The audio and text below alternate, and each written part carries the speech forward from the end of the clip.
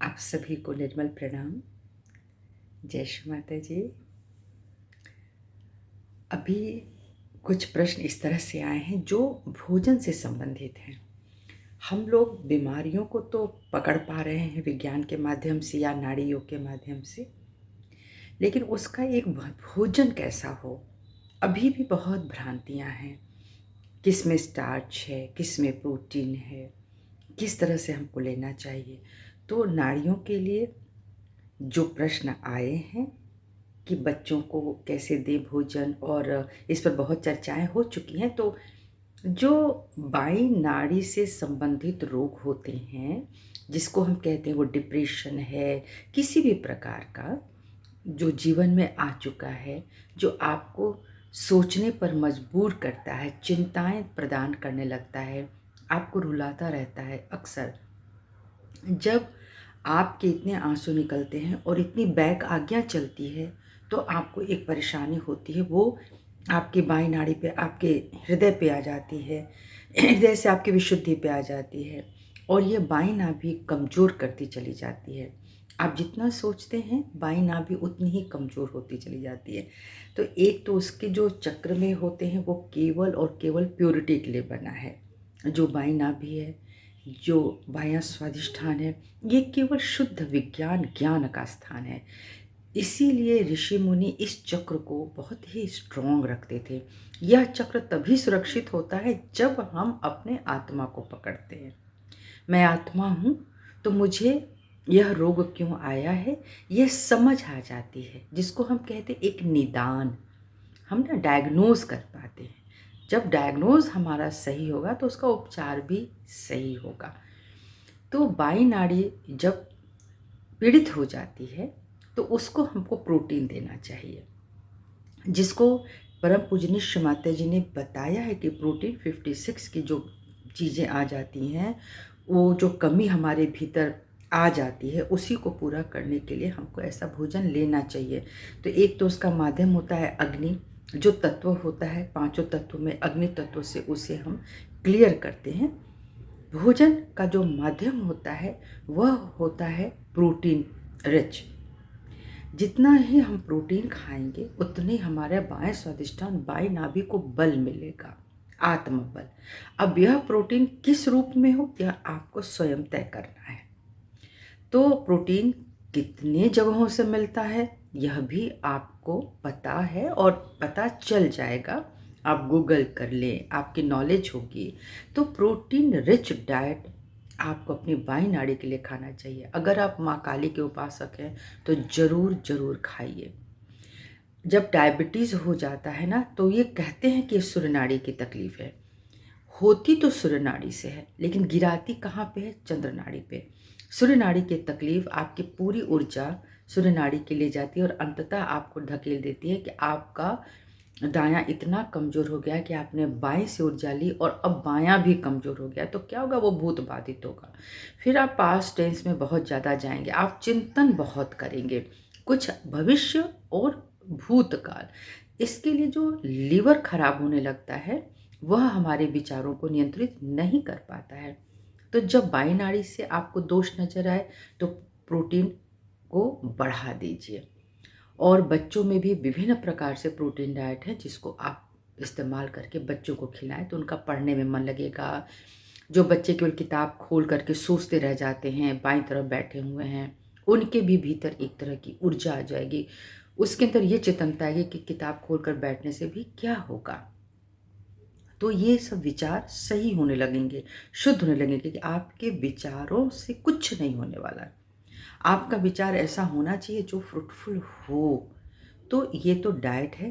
तो जितने भी तरह के प्रोटीन होते हैं, और ज़्यादातर ना सबसे अच्छा होता है अंकुरित मूंग या चना। इसे डायबिटिक पेशेंट से लेकर के कोई भी बाएं तरफ का बाधित व्यक्ति इसे भोजन में ले तो ये बहुत ही उत्तम होता है। सूर्य नाड़ी पर जो लोग बैठे हुए हैं, जो बहुत ज़्यादा मांस मछली इत्यादि खाते हैं, वो भी सावधान रहें कि कोई भी अतिरेक अवस्था अब आपके लिए नहीं होती, और सहयोगियों के लिए तो बिल्कुल भी नहीं होती। तो अपनी बॉडी को जब हम समझना शुरू करते हैं कि हमें कितना चाहिए और कहाँ चाहिए, उसी तरह का भोजन हमको लेना चाहिए। और सूर्य नाड़ी पर जो लोग बहुत काम करते हैं, फ्यूचर प्लानिंग करते हैं, मेहनत बहुत, उनको कार्बोहाइड्रेट की प्रधानता जो हमारे साग सब्जी और अनाज रखते हैं उन्हें खाना चाहिए। इससे उनको ऊर्जा मिलेगी काम करने की। तो दोनों नाड़ियों के लिए यही है कि आपको जल की प्रधानता सूर्य नाड़ी के लिए होनी चाहिए। जितना भी आप जल पी लें, इसलिए डायबिटिक पेशेंट को कहा जाता है कि आप जितना पानी पी लें। आप देखें कई बार लोग होते हैं तो उनको उनका ही उपचार ये है कि जल खूब ले। यहाँ पे जल तत्व की ज़रूरत है। इस नाड़ी को सूर्य गर्म होते हैं, वहाँ पे जल हम अर्घ्य देते हैं ना, जिस प्रकार क्यों देते हैं, क्योंकि सूर्य के ताप को हम शीतल कर सकें। इसके लिए जल केवल बाहर ही न दें, जल भीतर भी देना है। तो ध्यान रखते रहना है कि आप कितना जल पीते हैं। ठीक है, तो इस तरह से उसका एक बैलेंस आता है। और जब हमें कोई बीमारी हो गई है तो जाहिर है कि सूर्य नाड़ी पर जो दोष आ गया, तो एक डायबिटिक पेशेंट को कार्बोहाइड्रेट कम से कम खाना है, उसको प्रोटीन लेना है, जल लेना है, मिलेट्स लेने हैं जो मोटे अनाज होते हैं जिनमें कार्बोहाइड्रेट कम होता है। तो इस तरह के डाइट्स हमको लेने चाहिए। और डाइट का ध्यान से बहुत गहरा संबंध है। जब आपकी नाभि संतुलित होगी, लीवर सही तरीके से काम करेगा, तो ही आपका ध्यान लगेगा। जिन लोगों का लीवर गर्म हो या बहुत ही ठंडा हो, बिल्कुल ही लेफ्ट में जा रहा हो, तो वहाँ पे ध्यान नहीं लगेगा। तो ध्यान करने के लिए, ध्यान लगाने के लिए अपने भोजन की ओर ध्यान दीजिए कि आप क्या कर रहे हैं, क्या खा रहे हैं दिन भर में, सुबह से लेकर के रात भर में आपने क्या क्या लिया। इसी तरह से जब हम सुबह में उठ जाते हैं, आपने अपने ब्रश कर लिए, आपने जो पानी पीना है उसके साथ आपने क्या लिया है। तो जो डायबिटिक पेशेंट है, जाहिर है उनको पता है कि हमको ये मेथी है, जामुन पाउडर है और जितने भी तिक्त चीज़ें हैं, कड़वी चीज़ें, वो हमको सुबह में ले लेना है जो खाली पेट है। जब हम उसके बाद आप चाय पीजिए, बिस्किट लीजिए, आराम से लीजिए, कोई दिक्कत नहीं। नाश्ते में देख लीजिए कि अंकुरित आपने कोई अनाज लिया, आपने क्या डाइट लिया। आप पूड़ी पराठा तो नहीं खा रहे हैं, तो आप ब्रेड भी तो बहुत ज़्यादा नहीं खा रहे हैं, तो आप अगर बासी रोटी भी है तो आप बासी रोटी खा लीजिए, बासी रोटी दूध खा लीजिए, आप दही खा लीजिए, छाछ ले लीजिए। बहुत ऐसी चीज़ें हैं जिनको आप ले सकते हैं। और जो लोग इस तरह की बीमारी से नहीं हैं, वो भी कार्बोहाइड्रेट रिच में, ज़रूरी नहीं कि वो पूड़ी पराठा खाएं, तो आप इसका ध्यान रखें। बहुत सारे हमारे भोजन में है, दलिया है, ओट्स है। अब तो जीवन शैली बदल चुकी है ना, तो ये करना ही पड़ेगा कि मोटे अनाजों का सेवन करना पड़ेगा। बेसन है, आप इस तरह की चीज़ों को इस्तेमाल कीजिए, पहले ही दिमाग में बना लीजिए। और अंकुरित अनाज अपना खाने में ज़रूर शामिल कीजिए। आप से पहले खाली पेट ना, नाश्ते से पहले कहा जाता है कि फल ज़रूर ले लें। तो कहावत तो आपने भी सुनी है कि an apple a day keeps doctor away. कहने का मतलब है कि हमारे जो जूसेस बनते हैं ना, हमारे भीतर जो जठराग्नि के जो भी रस है, पैनक्रियाटिक जूस जो है, उसमें सबसे पहले फल को पचने की ताकत आ जाती है। तो आप सूर्य उदय होता है उसके बाद आप फल ले लें। जब आप फल खा लेते हैं उसके बाद जब आप नाश्ता करेंगे, तो एक तो आपका पेट भर गया, तो आप नाश्ते की जो मात्रा है वो थोड़ा कम लेंगे, स्वाभाविक रूप से कम लेंगे, क्योंकि अब आपकी भूख कम हो गई है। जो भी सुबह आप लेते हैं, अगर आपके पास बादाम लेने की स्थिति है तो आप 2-4 3-4 ऐसे आप बादाम ले लें, भिगो के ले लें। तो ये पेशेंट के साथ साथ एक स्वस्थ व्यक्ति के लिए भी संतुलित भोजन माना जाता है। अखरोट खा लें, किशमिश भिगो के ले लें, थोड़ा थोड़ा आप इसको लें, तो ये आपके भीतर ताकत देगी। तो जो बहुत सारे विटामिन हम बाहर से लेकर के खाते हैं, वो उनकी पूर्ति हमारी इस तरह से भोजन में हो जाएगी। बस आदत करने की देर होती है। लंच में भी एकदम साधारण स्वाभाविक हमें भोजन लेना ही लेना है, क्योंकि शरीर खराब नहीं होना चाहिए। शरीर के प्रति सदैव सचेत रहें। बहुत लोग सचेत रहते हैं। देखिए, जो लोग बहुत सचेत रहते हैं तो ज़रूरी नहीं कि वो मेडिटेशन करते हों, पर आप और हम जब मेडिटेशन करते हैं तो उस ध्यान की गहराई को प्राप्त करने के लिए अपने नाभि चक्र और अपने स्वादिष्ठान चक्र को शुद्ध रखने की जो प्रतिज्ञा है वो भी हमारी ही होनी चाहिए। हम कुछ भी खा करके, कुछ भी भोजन करके बाहर का लेकर के अगर ये सोचें कि मेरी ध्यान की स्थिति सुंदर होगी, तो वो नहीं होगी। वो आलस्य प्रदान करेगा, कभी लूज मोशंस देंगे, डिसेंट्री डायरिया देगी, तो कभी कॉन्स्टिपेशन देगा, होता ही है ना। तो इस तरह से अपने भोजन को शुद्ध करें, संवारें और कम कैलोरी का लें। एक एज के बाद तो स्वाद सावधान होना ही होना है, वो तो आपको डॉक्टर भी सावधान कर ही देता है। लेकिन अगर हम पहले से ही इस चीज़ को समझ लें, इस चेतना को ले आएँ, तो हमारे जो यंग जनरेशन है, वो भी इधर होटलों की तरफ नहीं भागेगी, रेस्टोरेंट की तरफ नहीं भागेगी। वो कुछ ऐसा कर लेगी कि स्वयं बना लेगी और खा लेगी, अगर उसको कोई सुविधा नहीं है तो।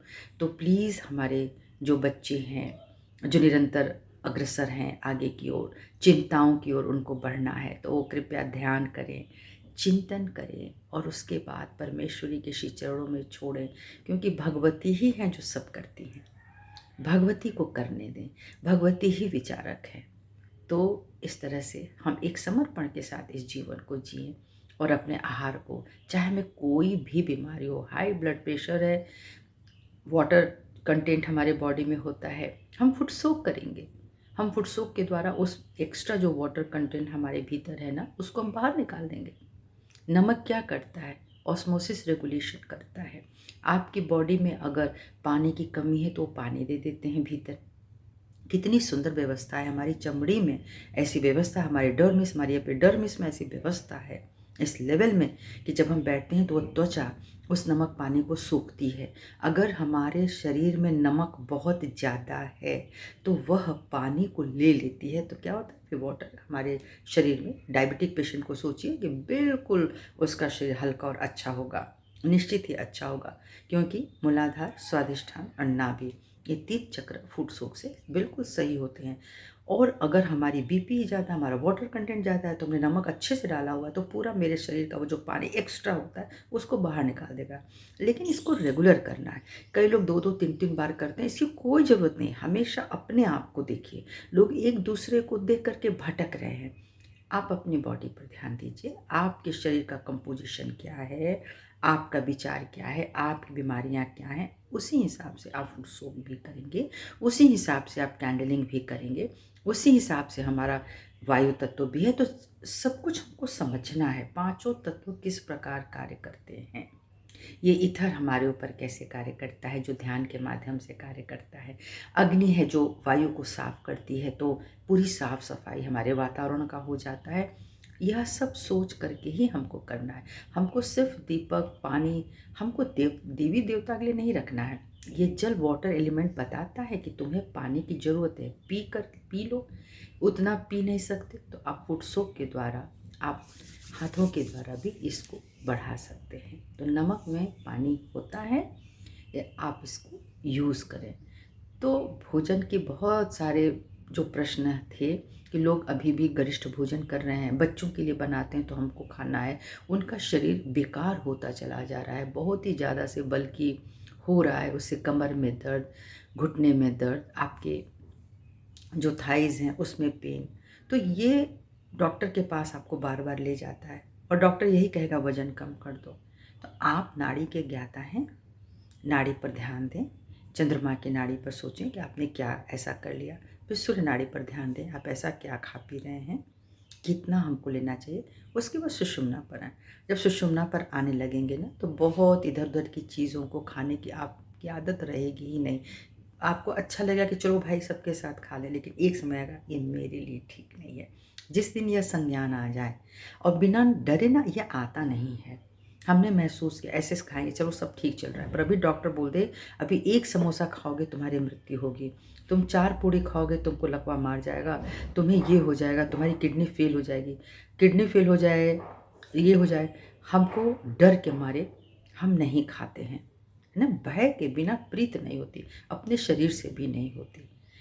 लेकिन जब हम बीमार पड़ जाते हैं तो भी तो क्या फ़ायदा होता है। लेकिन चलिए मैं इसको एक पॉजिटिव साइन मानती हूँ।